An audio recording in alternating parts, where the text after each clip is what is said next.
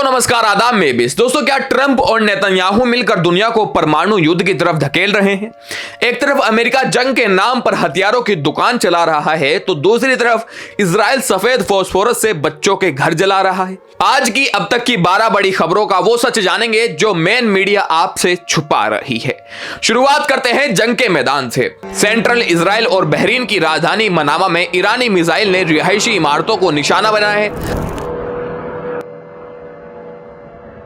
लेकिन अब संयुक्त राष्ट्र के प्रतिनिधि मोहम्मद सफा ने दुनिया की दुखती रग पर हाथ रख दिया है। दोस्तों, उन्होंने पूछा, अगर ईरान वाशिंगटन में ट्रंप को या तेल अवीव में नेतन्याहू को मार दे तो उसे आतंकवाद कहा जाएगा। लेकिन अब अमेरिका और इजराइल तेहरान में घुसकर हमला करते हैं, सुप्रीम लीडर को मारते हैं, तो इसे शांति का नाम क्यों दिया जाता है? क्या अंतर्राष्ट्रीय कानून सिर्फ कमजोर देशों के लिए है? दोस्तों, जहां दुनिया मर रही है वहां अमेरिका पैसा छाप रहा है। स्टॉकहोम इंटरनेशनल की रिपोर्ट कहती है कि दुनिया के 42 यानी 42% हथियार अब अकेले अमेरिका बेच रहा है। और जानते हैं सबसे बड़ा खेल क्या है? जैसे ही ट्रंप की गंदी करतूतों वाली एप्स्टीन फाइल सार्वजनिक हुई, अचानक ईरान से युद्ध तेज कर दिया गया।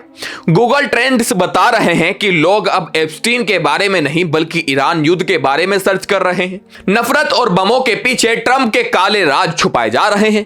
मानवता को शर्मसार करने वाली खबर अमेरिकी सेना से आई है। एक अमेरिकी सैनिक ने खुलेआम कहा है कि वह ईरान इसलिए नहीं जाना चाहता है क्योंकि वह वहां की महिलाओं का यौन शोषण कर देगा। I'm going to be honest, I can't go to Iran. And it's not because I don't want to.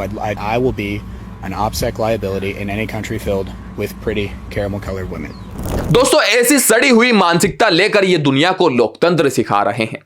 इधर लेबनान में इजराइल सफेद फास्फोरस के गोले बरसा रहा है। यह पदार्थ 815 डिग्री सेल्सियस की गर्मी पैदा करता है जो हड्डियों तक को पिघाल देता है। यह युद्ध अपराध नहीं है तो क्या है? रूस में पुतिन के जासूसों ने अपने ही एक डिप्लोमेट को कार से खींचकर गिरफ्तार कर लिया जो अमेरिका के लिए जासूसी कर रहा था। उसे 12 साल की जेल हुई है। और पड़ोस में पाकिस्तान का हाल देखिए दोस्तों, तेल का ऐसा संकट आया है कि स्कूल बंद कर दिए गए हैं। 60% सरकारी गाड़ियां सड़कों से हटा दी गई।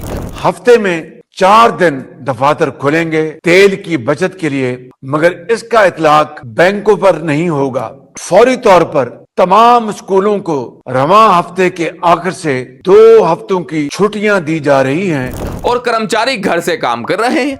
शहबाज शरीफ सरकार ने हाथ खड़े कर दिए हैं।